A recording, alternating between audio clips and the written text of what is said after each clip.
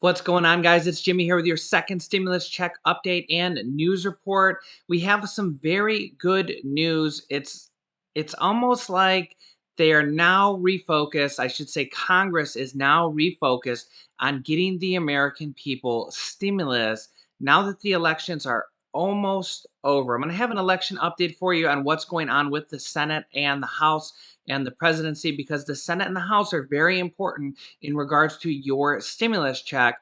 But the important thing is that Congress is already starting to focus on getting stimulus out to the people, stimulus check, a stimulus package, and everything in between. Mitch McConnell from the Senate, who is the Senate Majority Leader at the moment, says that the number one priority of the Senate will be to get you stimulus. Let me show you what he's saying. But first, don't forget to like this video down below. It really helps out our channel. And if you're new here, make sure to subscribe down below so you don't miss out on new videos coming out regarding the second stimulus check and when we should expect it. All right, here we go. Mitch McConnell, Senate Majority Leader and leader of the Republicans in the Senate, on the next stimulus check and the next stimulus package. Yeah, as I've said repeatedly in the last few months, we need another rescue package. The Senate goes back in session next Monday. Hopefully the partisan passions that prevented us from doing another rescue package will subside with the election. And I think we need to do it, and I think we need to do it before the end of the year. As you noticed, we had some big differences about what to do. The Speaker laid out a $2.5 trillion package with all kinds of things that I felt were simply unrelated to the subject. I laid on the Senate floor, not once, but twice, $500 billion. We can all remember when that was a lot of money, targeting the school situation, the need to replenish the PPP small loan program, which has been an enormous success. 50,000 Kentucky businesses drew down $5.2 billion. Huge success. They need to be replenished. And we need another round for hospitals because clearly the coronavirus is not gone. In fact, we've got it worse now than we had it in the spring, I believe, and I think that's true in a lot of other states. So I think that's job one. It's actually good that he's acknowledging that and that we need more stimulus to help us get us through this pandemic, because a lot of people just don't want to acknowledge that we're actually in a pandemic. I know. When we get back, hopefully with a more cooperative situation than we had. And we also need to fund the government. And the Speaker and I agree that we ought to do an omnibus appropriation bill. There he's talking about the government shutdown that will be coming up soon, because again, they passed a bill to fund the government, but only temporarily past the elections. They're going to have to fund another bill, and they actually could add stimulus into the government shutdown bill, or to prevent the government shutdown. They could add stimulus checks, unemployment, or a general stimulus package onto that bill. December, no matter who wins the election. It's a basic function of government that we haven't handled very well in recent years, and we need to do that. So we have two big things to do here before the end of the year, and it won't surprise you to know there's some more judges to do. Won't surprise any of you. And we're going to continue to confirm lifetime appointments to the courts as well. Well, we've already sent Louisville, I believe, I don't know, Terry, do you have the figures, 137 million or something like that? Yeah. We did $150 billion for state and local government in the CARES Act, which basically was written by myself and my team. And it's a possibility that we will do more for state and local government. Many state and local governments are doing very well. So what happened as a result of that state and local plug that we put in the CARES Act is some states are flush, others aren't. And we need to look at the formula. If we do that again, we need to look at the formula and make sure there's a real need there. And also we need to make sure we're not basically allowing state and local governments to cover up or cover over pre-existing problems like pension problems and other problems that they've created for themselves. And so it's not quite as simple as it sounds. This is a big item for the Democrats, as you can imagine. and they're still going to control the House, and so we'll have to reach some kind of agreement, but it's not something that my side is very, very fond of, because it's hard to figure out who really needs it and who doesn't. So, in political speak, that's actually very good news. He's saying that they're willing to be open to provide more money for state and local cities. And if you've been paying attention to this channel, you know that Nancy Pelosi, the current Speaker of the House, we'll get to that in a second if she will still be the Speaker. But Nancy Pelosi, the current Speaker of the House, one of her main agendas in this next stimulus package is to get money for state and local cities. The Republicans say it's for badly run Democratic states and cities, but yeah, not really going to comment on that. Of course, that's what the Republicans think. Nancy Pelosi wants money for states and cities. The good thing here is that Mitch McConnell is saying that they're open to more money for states and cities, and that he knows they will need to make a compromise with the House, aka Nancy Pelosi, and that they know that that is one of their biggest agendas, and basically they're open to making an agreement there.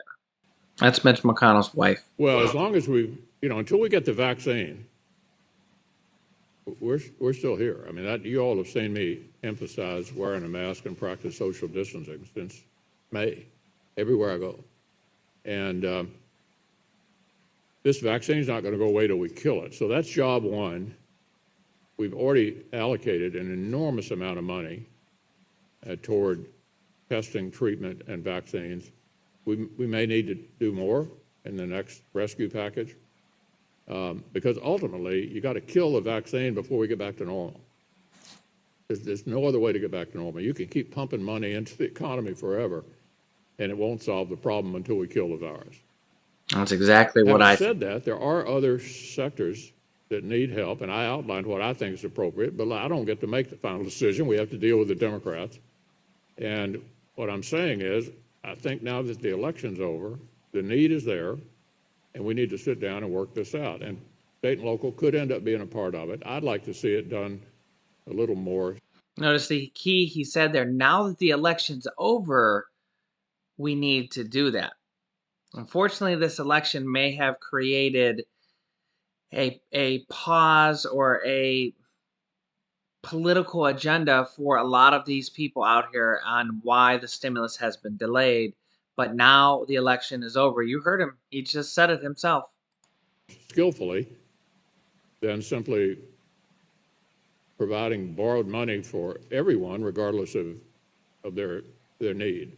Well, Morgan, it depends on state law as to how they do this. Some states, I think, have adopted a system that strikes me as kind of absurd. I mean, there are a couple of states that literally send out ballots to everybody on there's some verification process. My personal view is it's none of the federal government's business how states decide to conduct their election. Well, the results are accepted when you get finality in 50 separate states. And the finality decision is up to states. And we're waiting, whether I'm going to be the majority leader or not, the outcome of a state decision in North Carolina, a state decision in Maine, a state decision in Michigan, and a state decision in Georgia. He's talking about the Senate races there and whether he will be majority leader or not. Well, in March and April, we came together and passed the CARES Act without a single dissenting vote. So it's not impossible for us to get together. Stimulus As I've package. said repeatedly, I think the closer we got to the election, the more that interfered with getting an outcome. The election is over. We don't know for sure all the outcomes, but hopefully we will by next week when we go back in session. And we need to sit down and talk to each other like we did back in March and April and address the problem. And I'm confident we will, no matter who ends up running the government, no matter who's in the White House, no matter I think we know the Democrats are going to run the House, and no matter who runs the Senate. It's time to overcome all that and get results. You're trying to get me to answer a question. Well, obviously, I'd a lot rather be the majority leader than the minority leader. If it appears that, as of today, at this moment, that we are in a pretty good position in North Carolina and Maine. We may, as I said earlier, know later in the day how that turns out. If my math is correct, if we win in North Carolina and Maine, I'm still the offensive coordinator. So we may know by the end of the day. And then there are others that are still to play out. One or two specials in Georgia and the Michigan Senate race. We have a fabulous candidate up there who's got a real shot. Well, I sure hope so. You know, Ruth Bader Ginsburg said last year, not Mr. McConnell, Ruth Bader Ginsburg said last year, 9 is the right number. Talk about destabilizing the courts. I think the president ran a heck of a race. Everybody was writing him off, said he had no shot, and he went out and literally worked himself to death for the last 2 months with multiple rallies every day and turned it into a cliffhanger against everybody's expectation. So it was an extraordinary campaign. I think it also helped us in our Senate races. The places, with the exception of Maine, the places where we have the best chance of winning are places where it looks like he won. So I'm going to take one more, and I think we've probably covered it. Yeah. So, as you heard there, Mitch McConnell, Senate Majority Leader for the Republicans, who probably will maintain that position, I'll get to that here in a second, is very optimistic on stimulus. He says it's the number one priority of the Senate and the Republicans to get that passed. It will be their number one priority when they come back in session in just a few days. And he knows that he's going to have to give some money to state and local cities to Nancy Pelosi to get a deal done, but that he wants to get a deal done very quickly. And Nancy Pelosi has said she also wants to get a deal done now, and she wants to get another deal done or another check done in January when the new Congress comes back in. Okay, really quickly, let me update you guys on the presidential election race and the Senate and the House. I'm going to show you a couple different sources. I'm getting a lot of comments from you guys saying, Jimmy, I can't believe you said that. I mean, I show you guys the screen here with the data. I'm going to show you several different sources here so you guys know exactly what is going on. So this is Fox News. They typically lean Republican, okay? So this would typically be more favorable to Donald Trump. However, they're actually not more favorable to Donald Trump, and I'll show you here in a second. They have Joe Biden leading with 264 electoral votes to Donald Trump's 214, okay? You need 270 to win. Okay, so for example, if Joe Biden wins Nevada here, then he will have the 270. A lot of these states, they're technically like predictions, okay? Because a lot of these states, for example, Nevada has a 75% reporting in there, okay? So there's still 25% of the vote to come in, okay? So Minnesota and Wisconsin, which President and Michigan, which President Donald Trump is trying to contest these.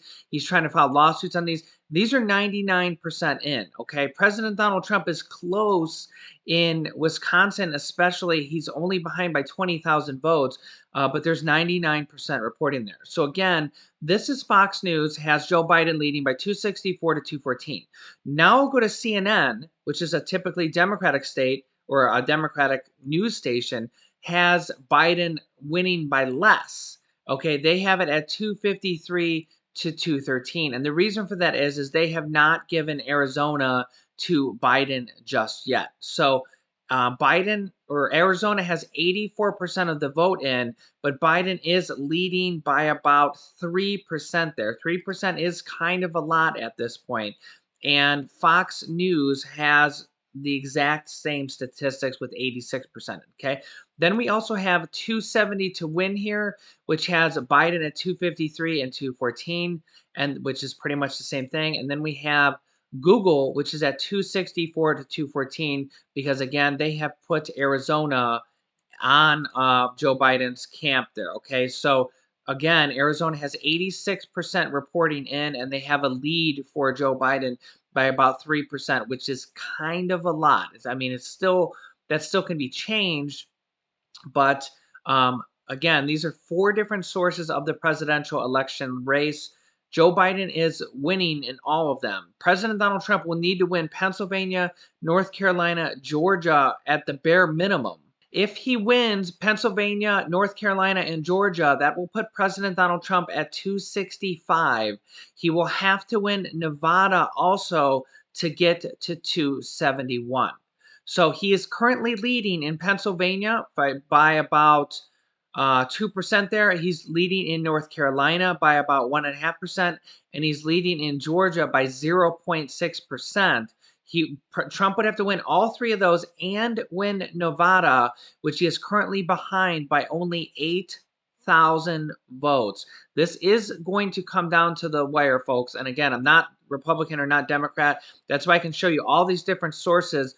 They're all very close. It just depends on who they're actually calling a winner at this point. Remember, we won't really have a winner until 100% of the votes are in there, and then there could be some lawsuit and some challenges also. On the side of the Senate, you see the Republicans are currently winning 48 to 46. It does look like the Republicans will probably pull this out and maintain their majority by the slimmest of margin.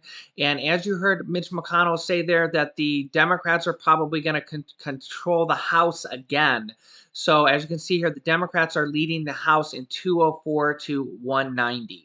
Now, for those of you that are worried about a Joe Biden tax hike, raising taxes on certain people, businesses, getting rid of the Trump tax cuts, which potentially could affect middle income, that probably won't happen if the Republicans retain the Senate, because the Republicans will never vote for anything like that. So it's almost like Joe Biden is leading right now. He's favored to win. He only needs to really win one more state, where Trump needs to win 4 out of 4 that are left, unless something happens with a contention or one of these other states ends up flipping or something along those lines.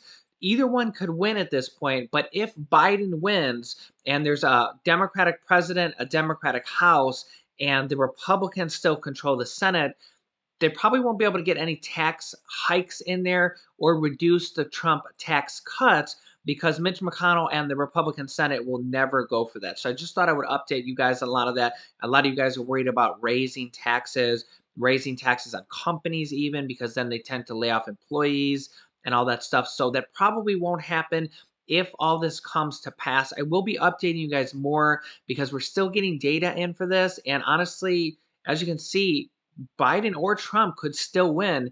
I mean, Trump needs to win 4 out of 4 states, but he's leading in 3 of them. And in the fourth one, he's like less than 0.5% away from winning that. So at this point, anybody's race is still up, and the Senate is still up for grabs too. But it looks like it's leaning Republican at this moment. Don't forget to like this video if you haven't yet, and subscribe down below if you haven't yet. I will be keeping you guys updated with the stimulus check news and the election, because remember, the House and the Senate and who controls them is very important to our stimulus check and our stimulus package coming out, and when we will be able to receive them. You can click on this top video here to watch my newest stimulus check video next. And you can click on this video to watch a video about how to start a business selling products on Amazon FBA. I have dozens of students that have replaced their entire 9-to-5 income by selling products on Amazon, and I teach them how to do that. Click on one of those videos to watch them next. Thanks, guys, and I will see you in the next video.